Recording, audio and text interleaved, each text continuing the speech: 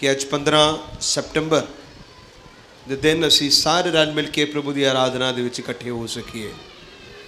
ਉਸਨੇ ਸਾਨੂੰ ਜਿਉਂਦਿਆਂ ਦੀ ਧਰਤੀ ਉੱਤੇ ਇਸ ਲਈ ਜਿਉਂਦਾ ਰੱਖਿਆ ਤਾਂ ਕਿ ਅਸੀਂ ਪਰਮੇਸ਼ਰ ਦੀ ਇੱਕ ਹੋਰ ਭਲਾਈ ਨੂੰ ਵੇਖ ਸਕੀਏ। ਹਾਲੇਲੂਇਆ। ਸਾਰੇ ਮੇਰੇ ਪਿੱਛੇ ਬੋਲਾਂਗੇ, ਉਸਨੇ ਸਾਨੂੰ ਜਿਉਂਦਿਆਂ ਦੀ ਧਰਤੀ ਉੱਤੇ ਜਿਉਂਦਾ ਰੱਖਿਆ ਤਾਂ ਕਿ ਅਸੀਂ ਪਰਮੇਸ਼ਰ ਦੀ ਭਲਾਈ ਨੂੰ ਦੇਖ ਸਕੀਏ। Hallelujah hallelujah hallelujah hallelujah. उसने हमें जीवितों की पृथ्वी के ऊपर इसलिए जीवित रखा है ताकि हम उसकी एक भलाई को हम देख सकें। आए हम आज के वचन को पढ़ें। लूका रचित सुसमाचार 15 अध्याय 20 से लेकर 22वें आयत तक पढ़ेंगे। Let us turn our attention to the gospel according to Luke chapter 15 from verse 20 to 22। ਸੋ ਉੱਠ ਕੇ ਆਪਣੇ ਪਿਓ ਕੋਲ ਗਿਆ, ਪਰ ਉਹ ਅਜੇ ਦੂਰ ਹੀ ਸੀ ਕਿ ਉਹਦੇ ਪਿਓ ਨੇ ਉਹਨੂੰ ਡਿੱਠਾ ਅਤੇ ਉਸ ਨੂੰ ਤਰਸ ਆਇਆ ਔਰ ਦੌੜ ਕੇ ਗਲੇ ਲਾ ਲਿਆ ਅਤੇ ਉਹਨੂੰ ਚੁੰਮਿਆ। ਔਰ ਪੁੱਤਰ ਨੇ ਉਸ ਨੂੰ ਆਖਿਆ, ਪਿਤਾ ਜੀ, ਮੈਂ ਅਸਮਾਨ ਦੇ ਵਿਰੁੱਧ ਅਤੇ ਤੁਹਾਡੇ ਵਿਰੁੱਧ ਗੁਨਾਹ ਕੀਤਾ ਹੈ।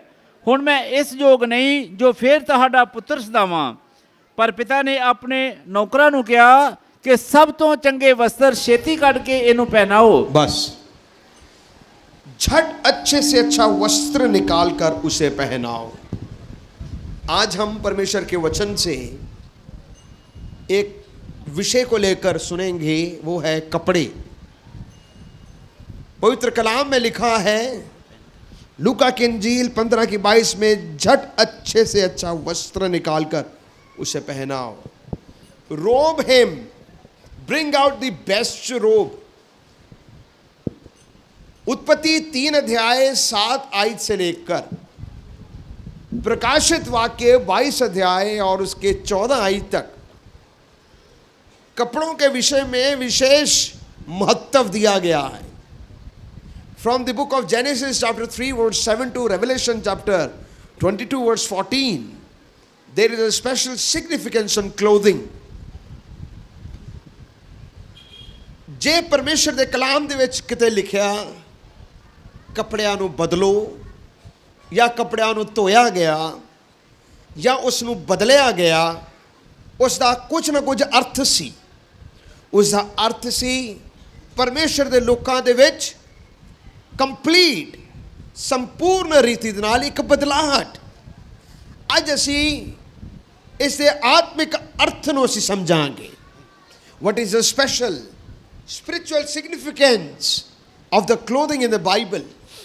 नंबर 1, पहली बात जो हमने हिस्सा को पढ़ा है लूका के इंजील 15 बाब उसकी 20 से लेकर 22वें आयत तक, ये अशुद्धताई से पवित्रताई या एक गंदा जीवन से कबूल किया हुआ जीवन के बारे में बताता है।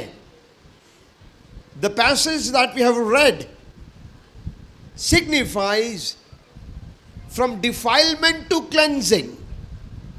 लूका दी इंजील 15 बाब दे विच 3 मेन दृष्टांत ਹਨ। 3 ਜਦੋਂ ਦ੍ਰਿਸ਼ਟਾਂਤ ਹਨ ਉਸ ਵਿੱਚ ਅਸੀਂ ਬੜੇ ਧਿਆਨ ਨਾਲ ਸੁਣਨਾ। ਉਹਦੇ ਵਿੱਚ ਅਸੀਂ ਪੜ੍ਹਦੇ ਹਾਂ, ਇੱਕ ਅਯਾਲੀ ਦੇ ਕੋਲ 100 ਭੇਡਾਂ ਸਨ। ਕਿੰਨੀਆਂ ਗਵਾਚ ਗਈਆਂ? ਇੱਕ ਗਵਾਚੀ। ਇੱਕ ਗਵਾਚੀ। ਇੱਕ ਔਰਤ ਕੋਲ 10 ਸਿੱਕੇ ਸਨ। ਕਿੰਨੇ ਗਵਾਚ ਗਏ? ਇੱਕ ਗਵਾਚ ਗਿਆ।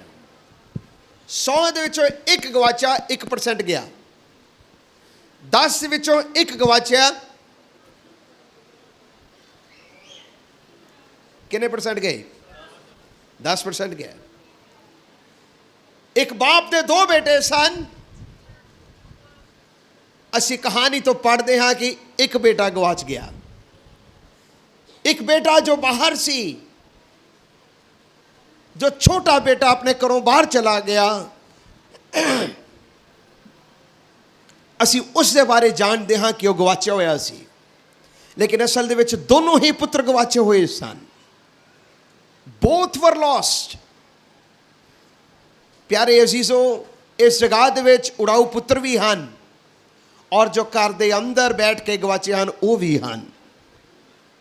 लेकिन पवित्र कलाम सानू इस प्रकार नाल सिखा रहा है, ਛੋਟਾ ਬੇਟਾ, ਇਸ ਉਜਾੜੂ ਪੁੱਤਰ ਦੀ ਕਹਾਣੀ ਨੂੰ ਮੈਂ ਜ਼ਿਆਦਾ ਨਹੀਂ ਦੱਸਣਾ ਚਾਹਦਾ ਕਿਉਂਕਿ ਇਸਦੇ ਕਈ ਪੁਆਇੰਟਸ ਹਨ, ਲੇਕਿਨ ਤੁਸੀਂ ਇਸ ਕਹਾਣੀ ਨੂੰ ਜਾਣਦੇ ਹੋ ਤਾਂ ਸਮਝ ਲੱਗੇ। ਛੋਟਾ ਬੇਟਾ ਇੱਕ ਦਿਨ ਆਪਣੇ ਪਿਤਾ ਨੂੰ ਕਹਿੰਦਾ ਹੈ ਕਿ ਡੈਡੀ, ਮੇਰਾ ਜੋ ਹਿੱਸਾ ਹੈ ਮੈਨੂੰ ਕੀ ਕਰ ਦਿਓ, ਦੇ ਦਿਓ।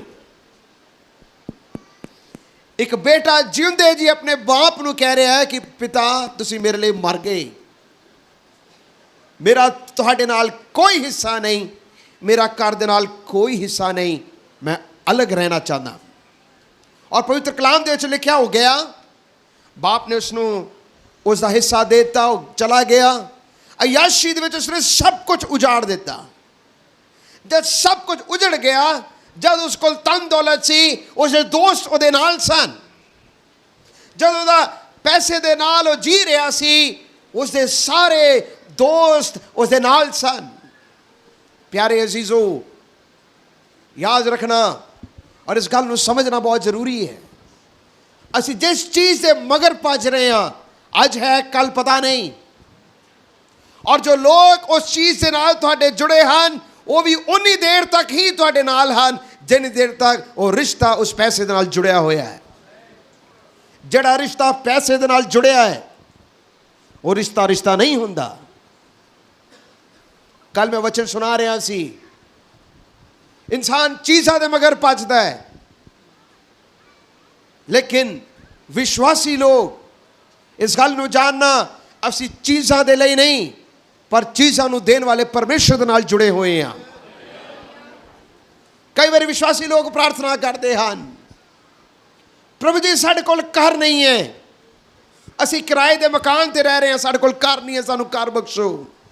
ਜਦ ਕਿਰਾਏ ਦੇ ਮਕਾਨ ਤੇ ਰਹਿੰਦੇ ਹਾਂ, ਅਸੀਂ ਹਰ ਐਤਵਾਰ ਚਰਚ ਆਉਂਦੇ ਹਾਂ, ਪ੍ਰਭੂ ਦੀ ਆਰਾਧਨਾ ਕਰਦੇ ਹਾਂ। ਜਦ ਮਕਾਨ ਮਿਲ ਜਾਂਦਾ ਫਿਰ ਨਹੀਂ ਆਉਂਦੇ। ਪੁੱਛੇ ਤਾਂ ਕਿਉਂ ਨਹੀਂ ਆ ਰਹੇ, ਕਹਿਣਗੇ ਘਰ ਦੀ ਰਾਖੀ ਕਰ ਰਿਹਾ, ਘਰ ਦੀ ਰਾਖੀ ਕਰ ਰਹੇ, ਘਰ ਦੀ ਮੈਂ ਰਾਖੀ ਕਰ ਰਿਹਾ। ਉਹ ਚੀਜ਼ਾਂ ਦੇ ਨਾਲ ਜੁੜੇ ਹਨ, ਜਿਸ ਨੇ ਕਰ ਦਿੱਤਾ ਉਸ ਪਰਮੇਸ਼ਰ ਦੇ ਨਾਲ ਨਹੀਂ ਜੁੜੇ। ਜਦੋਂ ਗੱਡੀ ਨਹੀਂ ਸੀ ਉਦੋਂ ਤੁਰ ਕੇ ਵੀ ਆ ਜਾਂਦੇ ਸਨ, ਜਦੋਂ ਕੰਮ ਨਹੀਂ ਸੀ ਉਦੋਂ ਵੀ ਅਸੀਂ ਪਰਮੇਸ਼ਰ ਦੇ ਘਰ ਦੇ ਵਿੱਚ ਆ ਜਾਂਦੇ ਸਨ। ਜਦੋਂ ਖੁਦਾ ਨੇ ਗੱਡੀ ਦੇ ਨਾਲ ਇੱਕ ਗੱਡੀ ਹੋਰ, 2 ਗੱਡੀਆਂ, 3 ਗੱਡੀਆਂ, 4 ਗੱਡੀਆਂ ਦਿੱਤੀਆਂ, ਕੰਮ ਨਹੀਂ ਸੀ ਉਦੋਂ ਆਉਂਦੇ ਸਨ। ਜਦੋਂ ਕੰਮ ਮਿਲਣਾ ਸ਼ੁਰੂ ਹੋ ਗਿਆ, ਫਿਰ ਕੰਮ ਦੇ ਮਗਰ ਭੱਜਣਾ ਸ਼ੁਰੂ ਹੋ ਗਏ, ਪਰਮੇਸ਼ਰ ਨੂੰ ਛੱਡ ਦਿੱਤਾ। ਤੁਸੀਂ ਕੰਮ ਦੇ ਨਾਲ ਜੁੜੇ ਹੋਏ ਹੋ, ਜਿਸ ਨੇ ਕੰਮ ਦਿੱਤਾ ਉਸ ਨਾਲ ਨਹੀਂ ਜੁੜੇ ਹੋਏ ਹੋ।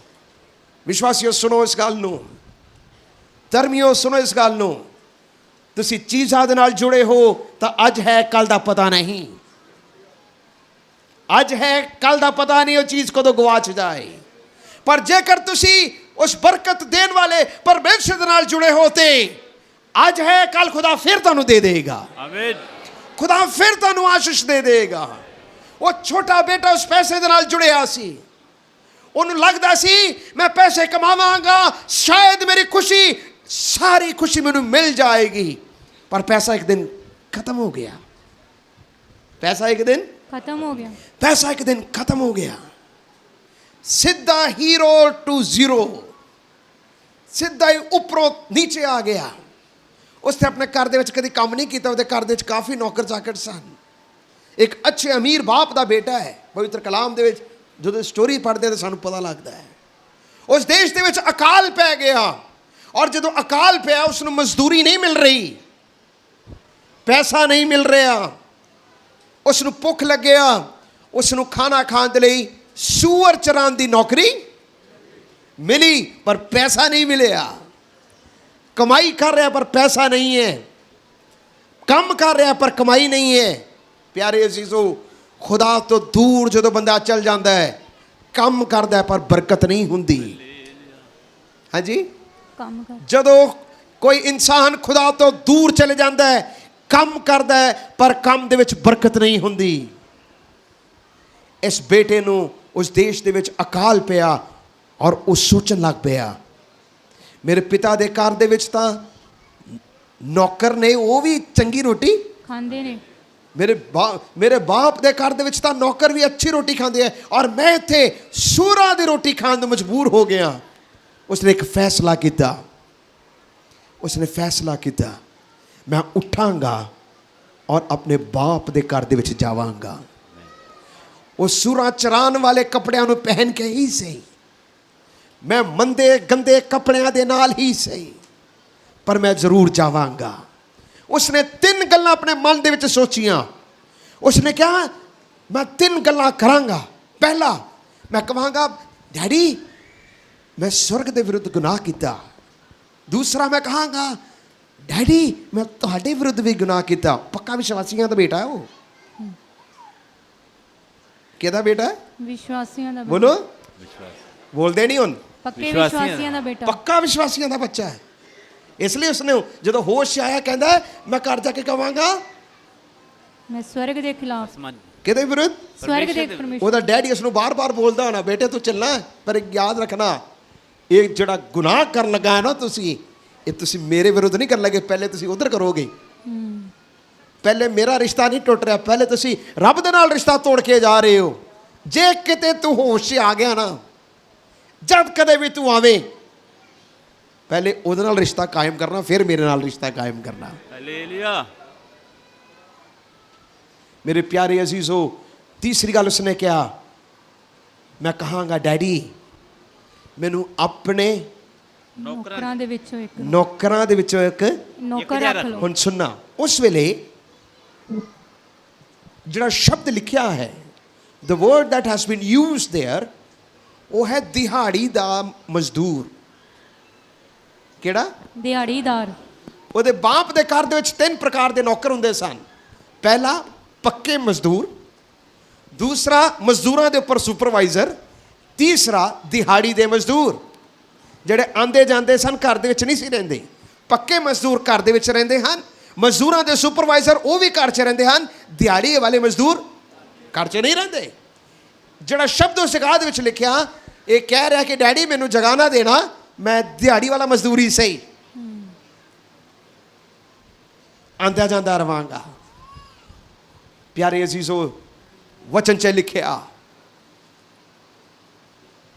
ਜਦ ਬੇਟਾ ਦੂਰੋਂ ਆ ਰਿਹਾ ਸੀ, ਬਾਪ ਨੇ ਉਸ ਨੂੰ ਦੇਖ ਲਿਆ ਔਰ ਫਟਾਫਟ ਜਾ ਕੇ ਦੌੜ ਕੇ ਉਸ ਨੂੰ ਗਲੇ ਲਗਾਇਆ। ਕੀ ਲਗਾਇਆ? ਗਲੇ ਲਗਾਇਆ। ਕਿਉਂ ਗਲੇ ਲਗਾਇਆ? ਕਿਉਂਕਿ ਬਾਪ ਜਾਣਦਾ ਸੀ ਇਸ ਗੱਲ ਨੂੰ, ਜਿਸ ਦਿਨ ਮੇਰਾ ਬੇਟਾ ਵਾਪਸ ਆਇਆ, ਮੇਰੇ ਲੋਕਾਂ ਨੇ, ਮੇਰੇ ਪਿੰਡ ਦੇ ਲੋਕਾਂ ਨੇ, ਮੇਰੇ ਮੁਹੱਲੇ ਦੇ ਲੋਕਾਂ ਨੇ ਇਸ ਨੂੰ ਛੱਡਣਾ ਨਹੀਂ ਹੈ। ਇਸ ਉਤੇ ਦੋਸ਼ ਲਗਾਉਣਗੇ, ਪੱਥਰ ਮਾਰਨਗੇ, ਇਸ ਨੂੰ ਅਧਮੂਆ ਕਰ ਦੇਣ ਜਾਂ ਇਸ ਨੂੰ ਮਾਰ ਹੀ ਨਾ ਦੇਣ। ਇਸ ਤੋਂ ਪਹਿਲਾਂ ਕਿ ਕੋਈ ਪੱਥਰ ਮੇਰੇ ਪੁੱਤ ਨੂੰ ਵੱਜੇ, ਪਹਿਲਾ ਪੱਥਰ ਮੈਨੂੰ ਵੱਜੇ, ਮੈਂ ਇਸ ਨੂੰ ਕਬੂਲ ਕਰਨ ਨੂੰ ਤਿਆਰ ਹਾਂ। ਹਾਲੇਲੂਇਆ। ਪਿਆਰੇ ਅਜ਼ੀਜ਼ੋ, ਬਾਪ ਹਮੇਸ਼ਾ ਤੁਹਾਡੀ ਉਡੀਕ ਦੇ ਲਈ ਬੈਠਾ ਹੈ। ਸਵਰਗੇ ਪਿਤਾ ਤੁਹਾਨੂੰ ਉਡੀਕ ਦੇ ਲਈ ਹਮੇਸ਼ਾ ਬੈਠਾ ਹੈ। ਉਹ ਇੰਤਜ਼ਾਰ ਕਰ ਰਿਹਾ ਹੈ, ਚਾਹੇ ਤੁਸੀਂ ਕੈਸੇ ਵੀ ਜੀਵਨ ਨੂੰ ਲੈ ਕੇ ਆਏ ਹੋ, ਤੁਸੀਂ ਆਓ, ਉਹ ਝੱਟ ਤੁਹਾਨੂੰ ਵੇਖ ਕੇ ਗਲੇ ਲਗਾਏਗਾ। ਹਾਲੇਲੂਇਆ। ਔਰ ਵਚਨ 'ਚ ਲਿਖਿਆ, ਬਾਪ ਨੇ ਕਿਹਾ ਇਸੇ ਵਸਤਰ ਨੂੰ ਬਦਲ ਦਿਓ, ਇਸੇ ਕੱਪੜਿਆਂ ਨੂੰ ਕੀ ਕਰ ਦਿਓ? ਬਦਲ ਦਿਓ। ਲੇਕਿਨ ਉਸ ਤੋਂ ਪਹਿਲਾਂ ਉਸਨੇ 2 ਗੱਲਾਂ ਕਹੀਆਂ। ਮੈਂ ਕਿਹਾ ਸੀ, ਉਹਨੇ ਆਪਣੇ ਮਨ ਦੇ ਵਿੱਚ ਸੋਚ ਕੇ ਗਿਆ ਮੈਂ 3 ਗੱਲਾਂ ਕਵਾਂਗਾ। ਕਿੰਨੀਆਂ? ਹੁਣ ਦੱਸੋ, ਪਹਿਲੀ ਗੱਲ ਕੀ ਕਿਹਾ ਸੀ? ਮੈਂ ਪਿਤਾ ਦੇ ਮੈਂ ਸਵਰਗ ਦੇ ਵਿਰੁੱਧ ਗੁਨਾਹ ਕੀਤਾ। ਨੰਬਰ 2, ਤੁਹਾਡੇ ਵਿਰੁੱਧ ਮੈਂ ਤੁਹਾਡੇ ਵਿਰੁੱਧ ਪਾਪ ਕੀਤਾ। ਨੰਬਰ 3, ਮੈਨੂੰ ਆਪਣੇ ਨੌਕਰਾਂ ਦੇ ਮੈਨੂੰ ਆਪਣੇ ਇੱਕ ਕਾਮਿਆਂ ਦੇ ਵਿੱਚੋਂ ਰੱਖ ਲਓ। ਤੁਹਾਨੂੰ ਪਤਾ ਹੈ, ਜਦ ਵਾਪਸ ਆਇਆ ਉਹ ਸਿਰਫ 2 ਹੀ ਗੱਲ ਕਰ ਸਕਿਆ। ਉਹਨੇ ਕਿਹਾ ਡੈਡੀ ਮੈਂ ਸਵਰਗ ਦੇ ਵਿਰੁੱਧ ਗੁਨਾਹ ਕੀਤਾ, ਦੂਸਰਾ ਡੈਡੀ ਮੈਂ ਤੁਹਾਡੇ ਵਿਰੁੱਧ ਗੁਨਾਹ ਕੀਤਾ। ਬਸ ਇੰਨੀ ਗੱਲ ਹੀ ਕੀਤੀ। ਬਾਪ ਨੇ ਉਸ ਨੂੰ ਗਲੇ ਲਗਾਇਆ ਔਰ ਕਿਹਾ ਬੇਟਾ ਬਸ ਆਮੀਨ। ਤੂੰ ਮੇਰਾ ਨੌਕਰ ਨਹੀਂ ਬਣੇਗਾ, ਤੂੰ ਮੇਰਾ ਬੇਟਾ ਹੀ ਬਣੇਗਾ। ਹਾਲੇਲੂਇਆ। ਪੜ੍ਹ ਕੇ ਦੇਖਣਾ, ਬਾਪ ਨੇ ਉਸ ਨੂੰ ਤੀਸਰੀ ਗੱਲ ਕਰਨ ਦਾ ਮੌਕਾ ਨਹੀਂ ਦਿੱਤਾ। ਬਾਪ ਨੇ ਕਿਹਾ, ਆਪਣੇ ਨੌਕਰਾਂ ਨੂੰ ਕਿਹਾ ਛੱਟ ਕੱਪੜੇ ਲੈ ਕੇ ਆਓ, ਇਹ ਮੇਰਾ ਬੇਟਾ ਮੇਰਾ ਨੌਕਰ ਨਹੀਂ ਹੈ, ਇਹ ਨੌਕਰਾਂ ਵਾਲੇ ਕੱਪੜੇ ਪਾ ਕੇ ਆਇਆ, ਗੰਦੇ ਕੱਪੜੇ ਪਾ ਕੇ ਆਇਆ, ਬਦਲੋ ਇਹਦੇ ਕੱਪੜੇ, ਇਸ ਨੂੰ ਅੱਛਾ ਵਸਤਰ ਪਹਿਨਾਇਆ ਜਾਏ। ਇਸ ਲਈ ਉਹਨਾਂ ਦੀ ਇੰਜੀਲ 'ਚ ਲਿਖਿਆ, ਜਿਨ੍ਹਾਂ ਨੇ ਉਸ ਨੂੰ ਕਬੂਲ ਕੀਤਾ ਉਹਨਾਂ ਨੂੰ ਉਸਨੇ ਪੁੱਤਰ ਧੀਆਂ ਹੋਣ ਦਾ ਹੱਕ ਦਿੱਤਾ। ਪੁੱਤਰ ਧੀਆਂ ਹੋਣ ਦਾ ਹੱਕ ਦਿੱਤਾ। ਅਸੀਂ ਆਪਣੇ ਸਵਾਮੀ ਸਰਵਸ਼ਕਤੀਮਾਨ ਪਰਮੇਸ਼ਰ ਦੇ ਨੌਕਰ ਨਹੀਂ ਹਾਂ। ਕਈ ਵਾਰ ਅਸੀਂ ਬੋਲਦੇ ਨਾ ਰੱਬਾ ਤੂੰ ਮੇਰਾ ਮਾਲਕ ਹੈ ਤੇ ਅਸੀਂ ਨੌਕਰ ਹਾਂ। ਨੋ, ਉਹ ਸਾਡਾ ਬਾਪ ਹੈ, ਅਸੀਂ ਉਹਦੇ ਬੱਚੇ ਹਾਂ। ਹਾਲੇਲੂਇਆ। ਸਾਡਾ ਰਿਸ਼ਤਾ ਪਰਮੇਸ਼ਰ ਦੇ ਨਾਲ ਇੱਕ ਨੌਕਰ ਔਰ ਮਾਲਿਕ ਦਾ ਰਿਸ਼ਤਾ ਨਹੀਂ ਹੈ। ਕਿਉਂ? ਕਿਉਂਕਿ ਨੌਕਰ ਹਮੇਸ਼ਾ ਆਪਣੇ ਮਾਲਿਕ ਨੂੰ ਕੰਮ ਕਰਾ ਕੇ ਖੁਸ਼ ਕਰੇਗਾ। ਨੌਕਰ ਕੰਮ ਕਰਦਾ ਤਾਂ ਕਿ ਉਸ ਦਾ ਮਾਲਿਕ ਖੁਸ਼ ਹੋਏ ਔਰ ਉਸ ਨੂੰ ਦਿਹਾੜੀ ਦੇ, ਉਸ ਨੂੰ ਵੇਜਿਸ ਦੇ, ਉਸ ਨੂੰ ਵੇਤਨ ਦੇਵੇ। ਲੇਕਿਨ ਬੱਚਿਆਂ ਦਾ ਐਸਾ ਨਹੀਂ ਹੁੰਦਾ। ਬੱਚੇ ਆਪਣੇ ਮਾਤਾ ਪਿਤਾ ਨੂੰ ਕੰਮ ਕਰਾ ਕੇ ਖੁਸ਼ ਨਹੀਂ ਕਰਾਉਂਦੇ। ਉਹਦੇ ਖੂਨ ਦੇ ਬੱਚੇ ਹਨ, ਉਹ ਉਸ ਦੇ ਸਰੀਰ ਦੇ ਬੱਚੇ ਹਨ। Hallelujah, hallelujah. ਇਸ ਲਈ ਸਾਨੂੰ ਨਜਾਤ ਆਪਣੇ ਕੰਮਾਂ ਤੋਂ ਨਹੀਂ ਮਿਲਦਾ, ਉਹਦੇ ਤੇ ਵਿਸ਼ਵਾਸ ਕਰਨ ਦੇ ਦੁਆਰਾ ਮਿਲਦਾ ਹੈ। Hallelujah, hallelujah. ਹਾਲੇਲੂਇਆ। ਸੋ ਪਹਿਲੀ ਗੱਲ, ਪਿਤਾ ਨੇ ਉਸ ਦੇ ਕੱਪੜਿਆਂ ਨੂੰ ਬਦਲਿਆ। ਪਿਤਾ ਨੇ ਉਸ ਦੇ ਕੱਪੜਿਆਂ ਨੂੰ ਬਦਲਿਆ। ਉਸ ਦੇ ਨੌਕਰ ਦੇ ਕੱਪੜੇ ਜਿਹੜੇ ਪਾਏ ਸਨ ਉਸ ਨੂੰ ਬਦਲਿਆ, ਉਸ ਨੂੰ ਪੁੱਤਰ ਦੇ ਕੱਪੜੇ ਪਹਿਨਾਏ। Hallelujah, hallelujah. ਦੂਸਰਾ ਅਸੀਂ ਪੜਾਂਗੇ, ਜਲਦੀ ਤੋਂ ਪੜਨਾ। दूसरा शमूएल, 2 शमूएल चैप्टर 12, दूसरा शमूएल 12 अध्याय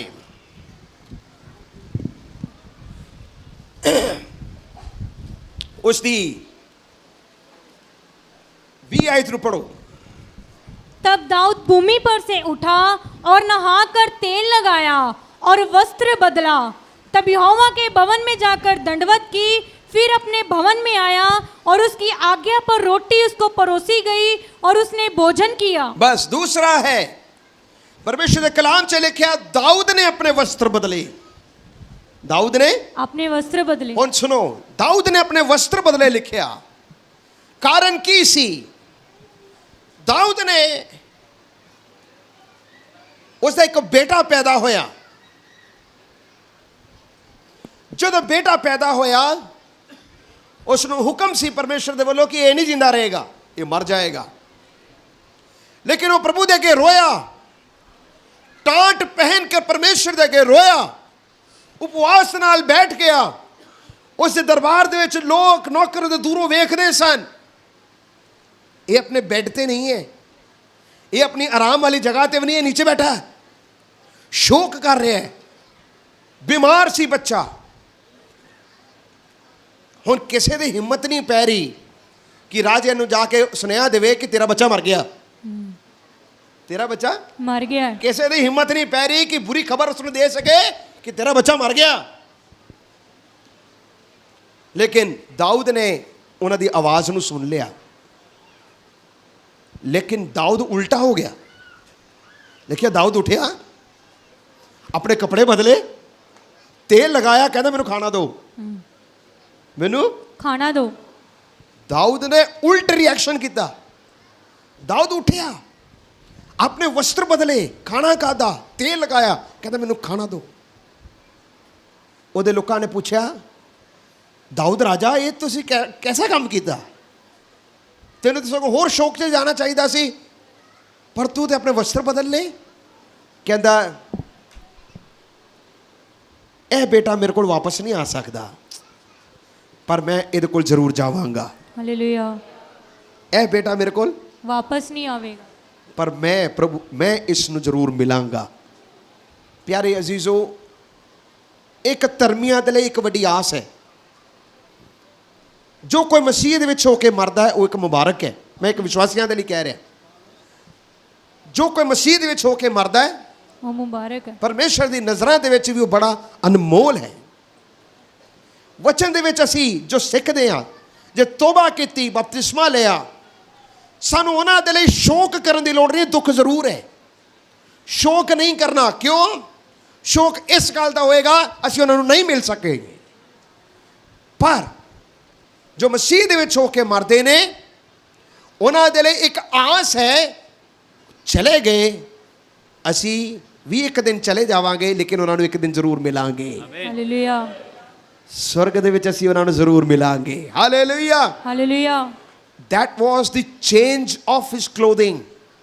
ਉਹਦੇ ਕੱਪੜੇ ਬਦਲਣ ਦਾ ਇੱਕ ਸਿੰਬਲ ਸੀ, ਇੱਕ ਨਿਸ਼ਾਨਾ ਸੀ ਕਿ ਦੇਖੋ, ਮੇਰਾ ਸ਼ੌਕ ਦਾ ਮਾਤਮ ਦਾ ਸਮੇਂ ਖਤਮ ਹੋ ਗਿਆ, ਹੁਣ ਮੈਂ ਆਪਣਾ ਜੀਵਨ ਅੱਗੇ ਨੂੰ ਵਿਖਾਂਗਾ। ਅੱਜ ਦੁਪਹਿਰ ਦੇ ਸਮੇਂ ਤੁਸੀਂ ਇਸ ਜਗ੍ਹਾ ਦੇ ਵਿੱਚ ਸ਼ੌਕ ਦੇ ਵਸਤਰ ਪਹਿਨ ਕੇ ਜੇਕਰ ਆਏ ਹੋ, ਪ੍ਰਭੂ ਦੇ ਵਿੱਚ ਮੁਬਾਰਕ ਆਸ ਦੇ ਨਾਲ ਜਾਣਾ ਕਿ ਮੇਰਾ ਸ਼ੋਕ, ਮੇਰਾ ਦੁੱਖ ਦੀ ਕੜੀ ਖਤਮ ਹੋਈ, ਪਰਮੇਸ਼ਰ ਮੈਨੂੰ ਆਪਣੀ ਸ਼ਾਂਤੀ ਔਰ ਤਸੱਲੀ ਖੁਦਾ ਮੈਨੂੰ ਬਖਸ਼ੇਗਾ। Hallelujah, hallelujah hallelujah. Hallelujah. Third thing, तीसरा पढ़ो उत्पत्ति 35 बाब ਉਹਦੀ 1 ਤੋਂ ਲੈ ਕੇ 3 ਆਇਤ ਨੂੰ ਪੜਾਂਗੇ। उत्पत्ति, the book of Genesis chapter 35 from verse 1 to 3। तब परमेश्वर ने याकूब से कहा, यहाँ से निकलकर बेतेल को जा हाँ। और वहीं हाँ जी। रह और वहाँ परमेश्वर के लिए एक वेदी बना जिसने तुझे उस समय दर्शन दिया जब तू अपने भाई एसाव के डर से भागा जाता था। हाँ जी। तब याकूब ने अपने घराने से और उन सब से भी जो उसके संग थे कहा, तुम्हारे बीच में जो पराये देवता हैं उन्हें निकाल फेंको और अपने अपने को शुद्ध करो और अपने वस्त्र बदल डालो। हाँ। और आओ हम यहाँ से निकलकर बेतेल को जाएं, वहाँ मैं परमेश्वर के लिए एक वेदी बनाऊंगा जिसने संकट के दिन मेरी सुन ली और जिस मार्ग से मैं चलता था उसमें मेरे संग रहा। हाँ। इसलिए जितने पराये देवता उनके पास थे और जितने कुंडल उनके कानों में थे उन सबों को उन्होंने याकूब को दिया और उसने उनको उस बांज वृक्ष के नीचे जो शकेम के पास है गाड़ दिया। बस यहां पे लिखा है याकूब ने अपने पत्नियों को कहा कि अपने वस्त्रों को बदलो। प्यारे अजीजों, 20 साल बीत गए। 20 साल ਦੇ ਦੌਰਾਨ ਯਾਕੂਬ ਨੇ ਪਹਿਲਾ ਪਰਮੇਸ਼ਰ ਨਾਲ ਵਾਅਦਾ ਕੀਤਾ ਸੀ ਕਿ ਖੁਦਾਵੰਦ ਜੇ ਤੂੰ ਮੈਨੂੰ ਸਹੀ ਸਲਾਮਤ ਰੱਖੇ, ਮੈਨੂੰ ਬਰਕਤ ਦੇਵੇ, ਮੇਰੇ ਕੰਮ ਦੇ ਵਿੱਚ ਆਸ਼ੀਸ਼ ਦੇਵੇ, ਮੇਰੇ ਰਾਸਤੇ ਦੇ ਵਿੱਚ ਅਗਵਾਈ ਕਰੇ, ਤਾਂ ਮੈਂ ਇਹ ਜਗ੍ਹਾ ਜੇ ਤੂੰ ਸਰਾਣਾ ਬਣਾ ਕੇ ਸੁੱਤਾ ਤੇਰਾ ਭਵਨ ਬਣਾਵਾਂਗਾ। उत्पत्ति 28 बा, ਇਹ ਸਰਾਣਾ, ਇਹ ਪੱਥਰ ਜਿਸ ਨੂੰ ਮੈਂ ਸਰਾਣਾ ਬਣਾ ਕੇ ਸੁੱਤਾ ਹਾਂ, ਇਸ ਨੂੰ ਮੈਂ ਤੇਰਾ ਭਵਨ ਬਣਾਵਾਂਗਾ। ਉਸਨੇ ਸੁਖਣਾ ਸੁਖਿਆ, ਮੈਂ ਤੈਨੂੰ ਦਸਵੰਤ ਦੇਵਾਂਗਾ। ਸੁਖਣਾ ਸੁਖਿਆ। ਖੁਦਾ ਆਪਣੇ ਵਾਅਦੇ ਦਾ ਪੱਕਾ ਸੀ। 20 ਸਾਲਾਂ ਦੇ ਵਿੱਚ ਖੁਦਾ ਨੇ ਉਹਦੀ ਹੱਦਾਂ ਨੂੰ ਬਹੁਤ ਵਧਾਇਆ। 20 ਸਾਲਾਂ ਦੇ ਵਿੱਚ ਖੁਦਾ ਨੇ ਉਸ ਨੂੰ बहुत बताया। ਜਦੋਂ ਤੁਰਿਆ, ਕੱਲਾ ਹੋ ਕੇ ਤੁਰਿਆ, 20 ਸਾਲਾਂ ਦੇ ਵਿੱਚ ਉਹਦਾ ਪਰਿਵਾਰ 2 ਦਲ ਹੋ ਗਏ। ਹਰ ਪ੍ਰਕਾਰ ਨਾਲ ਖੁਦਾ ਨੇ ਉਸ ਨੂੰ ਆਸ਼ੀਸ਼ ਦਿੱਤਾ। ਲੇਕਿਨ ਇੱਕ ਗੱਲ ਸੀ, ਯਾਕੂਬ ਵਾਅਦੇ ਨੂੰ, ਸੁਖਨਾ ਨੂੰ ਭੁੱਲ ਗਿਆ। ਸੁਖਨਾ ਨੂੰ भूल भूल गया। गया। ਵਾਅਦੇ ਨੂੰ ਭੁੱਲ ਗਿਆ। 20 ਸਾਲ ਬਾਅਦ ਪਰਮੇਸ਼ਰ ਨੇ ਉਸ ਨੂੰ ਦਰਸ਼ਨ ਦਿੱਤਾ ਔਰ ਦਰਸ਼ਨ ਦੇ ਵਿੱਚ ਉਸਨੇ ਕਿਹਾ, ਯਾਕੂਬ ਉੱਠ ਔਰ ਕਿੱਧਰ ਨੂੰ ਜਾਣਾ? बेतेल नु। ਬੇਤੇਲ, ਯਾਨੀ ਕਿ ਪਰਮੇਸ਼ਰ ਦੇ ਘਰ 'ਚ ਜਾਣਾ। ਉਹ ਜਗ੍ਹਾ ਜਿੱਥੇ ਤੂੰ ਵਾਅਦਾ ਕੀਤਾ, ਉਸ ਜਗ੍ਹਾ 'ਚ ਜਾਣਾ। ਉਹ ਵਚਨ 'ਚ ਲਿਖਿਆ, ਉਸ ਨੂੰ ਯਾਦ ਆ ਗਿਆ, ਮੈਂ ਹੁਣ ਪ੍ਰਭੂ ਦੇ ਘਰ ਦੇ ਵਿੱਚ ਜਾਣਾ, ਮੈਂ ਐਵੇਂ ਨਹੀਂ ਜਾਣਾ। ਅਸ਼ੁੱਧਤਾਈ ਦੇ ਨਾਲ ਮੈਂ ਖੁਦਾ ਦੇ ਘਰ 'ਚ ਨਹੀਂ ਜਾਣਾ। ਜੋ ਚੀਜ਼ਾਂ 20 ਸਾਲਾਂ ਦੇ ਵਿੱਚ ਆਪਣੇ ਨਾਲ ਜੋੜ ਚੁੱਕਿਆ, ਇੱਕ ਇੱਕ ਚੀਜ਼ ਨੂੰ ਮੈਂ ਪਹਿਲੇ ਪਰਾਂ ਕਰਾਂ, ਮੈਂ ਪਹਿਲੇ ਬਾਹਰ ਕੱਢਾਂ। ਅਸ਼ੁੱਧ ਵਸਤਰਾਂ ਨੂੰ ਉਸਨੇ ਬਾਹਰ ਕੀਤਾ। ਅਸ਼ੁੱਧ ਪਰਾਏ ਦੇਵੀ ਦੇਵਤਾ, ਬੁੱਤ ਪ੍ਰਸਤੀ ਜੋ ਨਾਲ ਨਾਲ ਜੋੜੇ, ਕਹਿੰਦਾ ਬਾਹਰ ਕੱਢੋ। ਅਸੀਂ ਕਿੱਧਰ ਚੱਲੇ ਆ? ਪਰਮੇਸ਼ਰ ਦੇ ਘਰ 'ਚ ਚੱਲੇ ਆ। Hallelujah, hallelujah. ਔਰ ਵਚਨ 'ਚ ਲਿਖਿਆ, ਉਹਨੇ ਇਹ ਗੱਲ ਕਿਹਾ, ਕਹਿੰਦਾ ਬਦਲੋ ਜੀ, ਵਸਤਰ ਬਦਲੋ, ਕੱਪੜੇ ਬਦਲੋ, ਇਹ ਬੁੱਤ ਪ੍ਰਸਤੀ ਨੂੰ ਬਾਹਰ ਕੱਢੋ।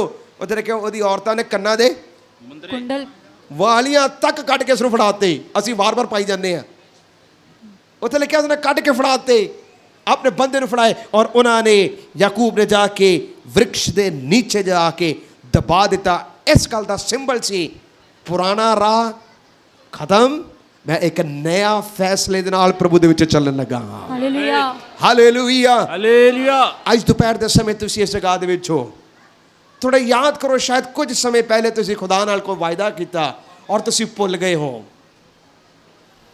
ਕੁਝ ਸੁਖਣਾ ਨੂੰ ਸੁਖਿਆ ਹੋਵੇ ਔਰ ਤੁਸੀਂ ਭੁੱਲ ਚੁੱਕੇ ਹੋ।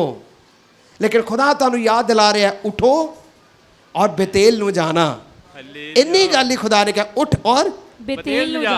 ਬਾਕੀ ਕੰਮ ਯਾਕੂਬ ਦਾ ਸੀ, ਇਸ ਗੱਲ ਨੂੰ ਜਾਣਨਾ ਕਿ ਮੈਂ ਕਿਹੜੇ ਕਿਹੜੀਆਂ ਚੀਜ਼ਾਂ ਨੂੰ ਨਾਲ ਜੋੜ ਕੇ ਆਇਆ, ਕਿਹੜੀ ਕਿਹੜੀਆਂ ਚੀਜ਼ਾਂ ਇਹ ਲਾਇਕ ਨਹੀਂ ਹਨ, ਪਰਾਂ ਸੁੱਟੋ, ਪਰਾਂ ਸੁੱਟੋ, ਦੱਬ ਦੋ, ਪਰਾਂ ਸੁੱਟੋ। ਮੈਂ ਪਰਮੇਸ਼ਰ ਦੇ ਘਰ 'ਚ ਜਾ ਰਹਾ ਹੈ। हालेलुया। ਹਾਲੇਲੂਇਆ। हालेलुया। 20 ਸਾਲ ਥੋੜੇ ਨਹੀਂ ਹੁੰਦੇ, 20 ਸਾਲ ਬਹੁਤ ਹੁੰਦੇ ਹੈ।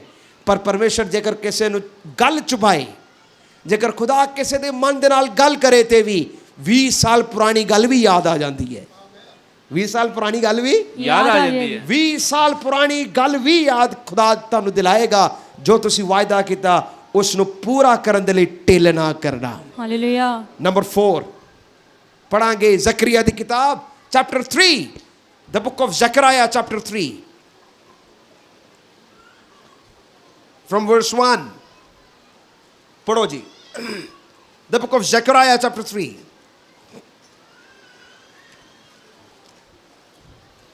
ਫਿਰ ਉਸਨੇ ਮੈਨੂੰ ਵਿਖਾਇਆ ਕਿ ਪ੍ਰਧਾਨ ਜਾਜਕ ਯਹੋਸ਼ੂਆ ਯਹੋਵਾ ਦੇ ਦੂਤ ਦੇ ਸਨਮੁਖ ਖਲੋਤਾ ਹੈ ਅਤੇ ਸ਼ੈਤਾਨ ਉਸ ਦੇ ਸੱਜੇ ਹੱਥ ਤੇ ਖੜਾ ਹੈ हाँ जी. ਭਈ ਉਸ ਨਾਲ ਵਿਰੋਧ ਕਰੇ। ਹਾਂਜੀ। ਤਾਂ ਯਹੋਵਾ ਨੇ ਸ਼ੈਤਾਨ ਨੂੰ ਆਖਿਆ, ਹੇ ਸ਼ੈਤਾਨ, ਯਹੋਵਾ ਤੈਨੂੰ ਝਿੜਕੇ। हे शैतान, यहोवा तुझे घुड़के. ਹਾਂ, ਯਹੋਵਾ ਜਿਸ ਯਰੂਸ਼ਲਮ ਨੂੰ ਚੁਣ ਲਿਆ ਹੈ ਹਾਂ। ਤੈਨੂੰ ਝਿੜਕੇ Yes. ਕਿ ਇਹ ਉਹ ਕੁਟਰੀ ਨਹੀਂ ਜਿਹੜੀ ਅੱਗ ਦੇ ਵਿੱਚੋਂ ਧੂਈ ਗਈ ਹੈ। हाँ. ਯਹੋਸ਼ੂਆ ਮੈਲੇ ਕੱਪੜਿਆਂ ਨਾਲ ਦੂਤ ਦੇ ਸਨਮੁਖ ਖੜਾ ਸੀ। यहोशुआ दूत के सामने मैला वस्त्र पहने हुए खड़ा था. ਤਾਂ ਉਸ ਉਹਨਾਂ ਨੂੰ ਜਿਹੜੇ ਸਾਹਮਣੇ ਖੜੇ ਸਨ ਉੱਤਰ ਦੇ ਕੇ ਆਖਿਆ ਕਿ ਇਸ ਤੋਂ ਮੈਲੇ ਕੱਪੜੇ ਲਾ ਲਓ। हाँ.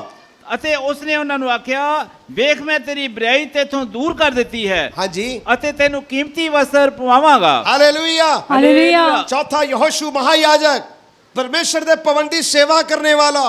सुनो, तुसी खुदा दी सेवा करने वाले होते भी ये नहीं सोचना शैतान ऊंज लगा नहीं आएगा. जेकर खुदा तुहाडियां कमियां नू जानदा है ਤਾਂ ਸ਼ੈਤਾਨ ਵੀ ਤੁਹਾਡੀ ਕਮੀਆਂ ਨੂੰ जानता है। ਉਹ ਤੁਹਾਡੀ ਕਮਜ਼ੋਰੀ ਦੇ ਨਬਜ਼ ਨੂੰ ਫੜਨ ਵਾਲਾ ਹੈ ਔਰ ਉਸਨੇ ਪਰਮੇਸ਼ਰ ਦੇ ਸਾਹਮਣੇ ਖਲੋ ਕੇ ਕਿਹਾ, ਦੇਖੋ ਇਹ ਮਹਾਯਾਜਕ ਜਿਹੜਾ ਹੈ ਤੁਹਾਡੇ ਭਵਨ ਦੀ ਸੇਵਾ ਕਰਨ ਵਾਲਾ ਮੈਲੇ ਵਸਤਰ ਪਹਿਨ ਕੇ ਖੜਾ ਹੈ। ਪਰ ਪਰਮੇਸ਼ਰ ਨੇ ਕਿਹਾ ਕਿ ਯਹੋਵਾ ਤੈਨੂੰ डांटे। शैतान ऊंच लगाने के लिए आया, शैतान दोष लगाने के लिए आया, लेकिन परमेश्वर ने उसके दोष को बदला, उसके मैले वस्त्र को बदले और उसको सुंदर वस्त्र पहनाए। हालेलुया।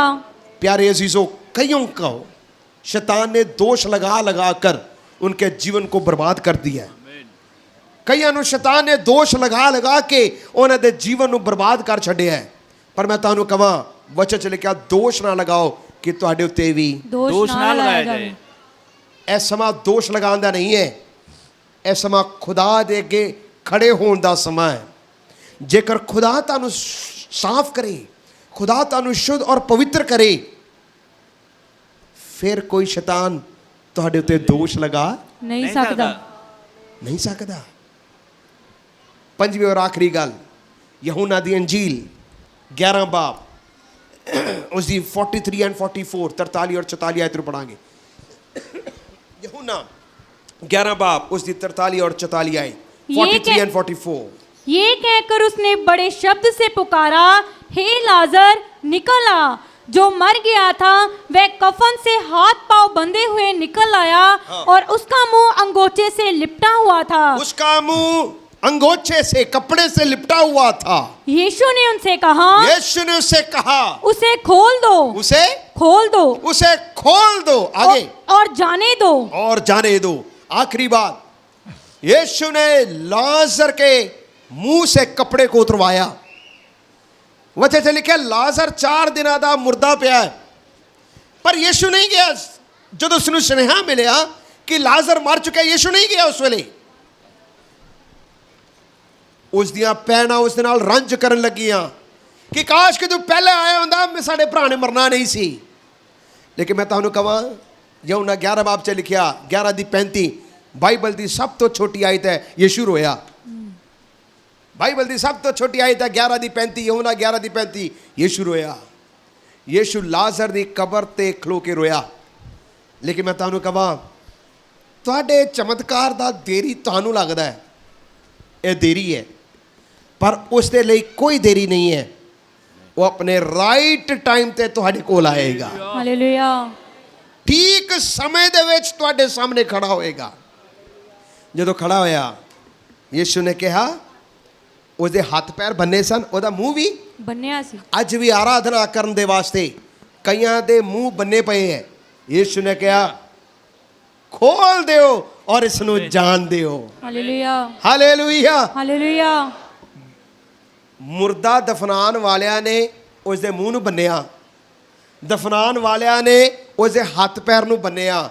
ਜੀ ਉਠੇ ਮਸੀਹਾ ਜੋ ਮੁਰਦਿਆਂ ਦੇ ਵਿੱਚੋਂ ਜੀ ਉਠਿਆ, उसने खोलन दी शक्ति है, उसने खोलन दा हुक्म दिता। हालेलुया। दुनिया, लोग, रिश्तेदार तुहाडे हथ पैर और तुहाडे मुंह नूं बंद करनगे ਕਹਿਣਗੇ ਨਾ ਬੋਲ, ਨਾ ਆਰਾਧਨਾ ਕਰ, ਪਰ ਯੀਸ਼ੂ ਤੁਹਾਡੇ ਬਾਹਰ ਖੜਾ ਕੇ ਕਹੇਗਾ ਇਸ ਨੂੰ ਖੋਲ ਦਿਓ ਔਰ ਇਸ ਨੂੰ ਜਾਣ ਦਿਓ। आमेन, ਹਾਲੇਲੂਇਆ। हालेलुया। ਜਿਸ ਅੰਨਾ ਬਰਤੀਮਾਈ ਜਦੋਂ ਯੀਸ਼ੂ ਨੂੰ ਪੁਕਾਰ ਕੇ ਕਹਿ ਰਿਹਾ ਸੀ, ਹੇ ਯੀਸ਼ੂ ਦਾਊਦ ਦੀ ਸੰਤਾਨ ਮੇਰੇ ਉੱਤੇ ਦਇਆ ਕਰ, ਲੋਕ ਆ ਕੇ ਉਸ ਨੂੰ ਚੁੱਪ ਕਰਾਉਣ ਲੱਗੇ, ਕਹਿੰਦੇ ਤੂੰ ਚੁੱਪ ਹੋ ਜਾ। ਲੇਕਿਨ ਉਹ ਹੋਰ ਉੱਚੀ ਆਵਾਜ਼ ਨਾਲ ਪੁਕਾਰ ਕੇ ਕਹਿਣ ਲੱਗਾ, ਹੇ ਯੀਸ਼ੂ ਦਾਊਦ ਦੀ ਸੰਤਾਨ ਮੇਰੇ ਉੱਤੇ ਦਇਆ ਕਰ। ਜਿਨ੍ਹਾਂ ਲੋਕਾਂ ਨੇ ਉਸ ਨੂੰ ਚੁੱਪ ਕਰਾਇਆ, ਯੀਸ਼ੂ ਨੇ ਕਿਹਾ ਜਾਓ ਉਸ ਨੂੰ ਬੁਲਾ ਕੇ ਲਿਆਓ। ਜਿਨ੍ਹਾਂ ਨੇ ਤੁਹਾਨੂੰ ਸ਼ਰਮਿੰਦਾ ਕੀਤਾ, ਖੁਦਾ ਉਹਨਾਂ ਦੇ ਸਾਹਮਣੇ ਹੀ ਤੁਹਾਡੇ ਮੂੰਹ ਨੂੰ ਖੋਲੇਗਾ, ਤੁਹਾਡੇ ਹੱਥਾਂ ਪੈਰਾਂ ਨੂੰ ਖੋਲੇਗਾ, ਚੱਲਣ ਫਿਰਨ ਦੀ ਸ਼ਕਤੀ ਦੇਗਾ, ਬੋਲਣ ਦੀ ਸ਼ਕਤੀ ਦੇਗਾ। Hallelujah, hallelujah. ਅੱਜ ਮੈਂ 4-5 ਗੱਲਾਂ ਤੁਹਾਨੂੰ ਸਿਖਾਈਆਂ। ਪਵਿੱਤਰ ਬਾਈਬਲ ਦੇ ਵਿੱਚ ਉਤਪਤੀ ਤੋਂ ਲੈ ਕੇ ਪ੍ਰਕਾਸ਼ ਦੀ ਪੋਥੀ ਤੱਕ ਕੱਪੜੇ ਬਹੁਤ ਸਾਰੇ ਆਤਮਿਕ ਅਰਥ ਨੂੰ ਦੱਸਦੇ ਹਨ। ਆਦਮ ਦੇ ਕੱਪੜੇ ਖੁਦਾ ਨੇ ਪਹਿਨਾਏ। ਉਸ ਸਮੇਂ ਤੋਂ ਤੁਸੀਂ ਵਚਨ ਪੜ੍ਹ ਕੇ ਦੇਖੋਗੇ ਤੇ ਪਤਾ ਲੱਗੇਗਾ, ਹਰ ਇੱਕ ਸਮੇਂ ਦੇ ਵਿੱਚ ਜਦੋਂ ਖੁਦਾ ਨੇ ਕੱਪੜਿਆਂ ਨੂੰ ਧੋਣ, ਬਦਲਣ, ਖੋਲਣ ਦੇ ਲਈ ਕਿਹਾ, ਉਸ ਦਾ ਕੋਈ ਨਾ ਕੋਈ ਆਤਮਿਕ ਅਰਥ ਸੀ। ਅੱਜ ਦੁਪਹਿਰ ਦੇ ਸਮੇਂ ਖੁਦਾ ਤੁਹਾਨੂੰ ਇਹਨਾਂ ਵਚਨਾਂ ਦੇ ਦੁਆਰਾ ਆਸ਼ੀਸ਼ ਦੇਣੇ ਪਾਏ। ਆਮੀਨ। ਸਾਰੇ ਆਪਣੇ ਅੱਖਾਂ ਨੂੰ ਬੰਦ ਕਰਾਂਗੇ, धन्यवाद। ਪ੍ਰਭੂ ਦੇ ਅੱਗੇ ਪ੍ਰਾਰਥਨਾ ਕਰੀਏ। From defilement to cleansing, ਉਜਾੜੂ ਪੁੱਤਰ ਆਪਣੇ ਗੰਦੇ ਮੈਲੇ ਵਸਤਰ ਦੇ ਨਾਲ ਹੀ ਪਿਤਾ ਦੇ ਕੋਲ ਚਲਾ ਗਿਆ। ਪਿਤਾ ਨੇ ਉਸ ਨੂੰ ਐਸੇ ਹੀ ਕਬੂਲ ਕਰ ਲਿਆ। ਤੁਸੀਂ ਜੈਸੇ ਵੀ ਹੋ ਪ੍ਰਭੂ ਦੇ ਕੋਲ ਆਓ, ਖੁਦਾ ਤੁਹਾਨੂੰ ਕਬੂਲ ਕਰੇਗਾ। ਤੁਸੀਂ ਜੈਸੇ ਵੀ ਹੋ ਪ੍ਰਭੂ ਦੇ ਕੋਲ ਆਓ, ਉਹ ਤੁਹਾਨੂੰ ਕਬੂਲ ਕਰੇਗਾ। ਪਹਿਲੇ ਇਹ ਨਾ ਸੋਚਣਾ ਪਹਿਲੇ ਮੈਂ ਠੀਕ ਹੋ ਜਾਵਾਂ ਫਿਰ ਆਵਾਂਗਾ। ਕਈ ਲੋਕਾਂ ਦੀ ਸ਼ਰਤਾਂ ਨੇ ਕਿ ਪਹਿਲੇ ਮੇਰਾ ਇਹ ਕੰਮ ਹੋ ਜਾਏ ਫਿਰ ਮੈਂ ਪ੍ਰਭੂ ਦੇ ਕੋਲ ਜਾਵਾਂਗਾ। ਪਰ ਉਜਾੜੂ ਪੁੱਤਰ ਨੇ ਇਹ ਨਹੀਂ ਸੋਚਿਆ। ਉਜਾੜੂ ਪੁੱਤਰ ਨੇ ਕਿਹਾ ਮੈਂ ਜੈਸਾ ਹਾਂ ਮੈਂ ਵੈਸਾ ਹੀ ਪਿਤਾ ਦੇ ਕੋਲ ਚਲੇ ਜਾਵਾਂ, ਮੇਰਾ ਪਿਤਾ ਮੈਨੂੰ ਕਬੂਲ ਕਰ ਲਏਗਾ। हालेलुया। ਅੱਜ ਦੁਪਹਿਰ ਦੇ ਸਮੇਂ ਤੁਹਾਡੇ ਪਾਪ ਦੀ ਦਿਸ਼ਾ ਦੇ ਵਿੱਚ ਤੁਸੀਂ ਖੁਦਾ ਨੂੰ ਕਬੂਲ ਕਰੋ, ਯੀਸ਼ੂ ਤੁਹਾਨੂੰ ਸ਼ੁੱਧ ਕਰੇਗਾ। ਵਚਨ ਦੇ ਲਿਖਿਆ ਉਹ ਗੁਆਚੇ ਹੋਇਆਂ ਨੂੰ ਪਾਲਣ ਦੇ ਲਈ ਆਇਆ।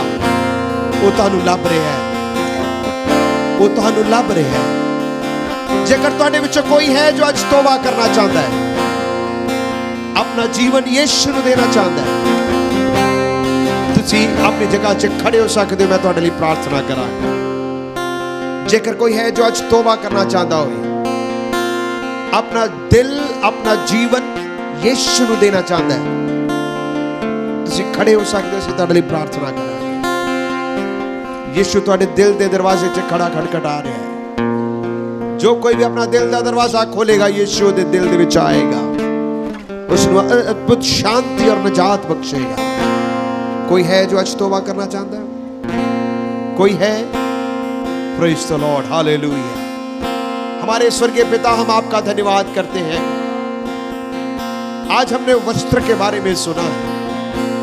आपका कलाम हमें सिखाता है आपने उजाड़ू पुत्र के मैले वस्त्रों को बदलकर अच्छे वस्त्र दिए। याकूब ने जब फैसला किया कि मैं तेरे भवन में जाना है, उसने अशुद्ध वस्त्रों को बदलवा दिया, शुद्ध रीति से अपने बातों को याद किया कि खुदा ने मुझे अपने घर में बुलाया है, मेरा चाल चलन कैसा होने पाए।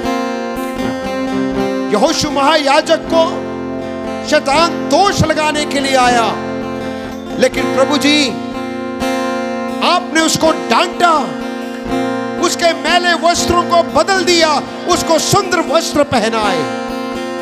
आज शैतान जिसको दोष लगाता है, यीशु के नाम से, यीशु के नाम से उसके मैले वस्त्रों को बदलकर उसको स्वच्छ और सुंदर वस्त्र अर्थात सुंदर जीवन उसको देने वाले बन जाएं। लाजर कब्र के अंदर मुर्दों के कपड़ों में लिपटा पड़ा था, पर यीशु तो जीवन देने के लिए आया, उसके मुंह के अंगोछे को बदल दिया। आज तेरे लोग जो अपनी कब्र के अंदर मुर्दा पड़े हैं, ऐ खुदावन तू हुक्म दे कि वो अपनी कब्र से बाहर आ जाएं, क्योंकि मुर्दा खुदा की आराधना नहीं कर सकते, जीवित हाँ जीवित ही प्रभु की आराधना कर सकते हैं। हम मरे हुए नहीं, मरे हुओं में से जी उठे मसीहा की आराधना करते हैं। सहायता करे खुदावन, धन्यवाद करते हैं, सारा आदर महिमा आपको देते हैं यीशु मसीह के नाम।